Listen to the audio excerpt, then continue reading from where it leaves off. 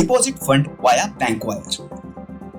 To transfer funds in your account via bank wire, you first need to create a deposit notification through client portal. This notification is needed. Once you are logged in, select transfer and pay from the menu and then select transfer funds if you want to wire funds from a saved bank. Choose a selection under your saved deposit information, otherwise in the new deposit section, choose how to wire funds. Next to the bank wire description, click no if you prefer not to save it. Enter the bank information as direct.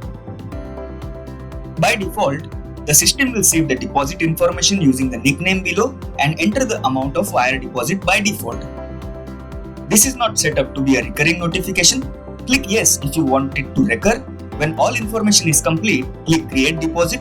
This opens a printable copy of a necessary deposit information.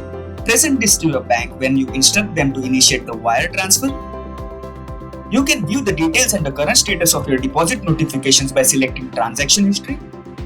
From the transfer and paste section from the menu, you can also cancel your deposit notification from this page by selecting it and using the cancel request button at the bottom of the notifications.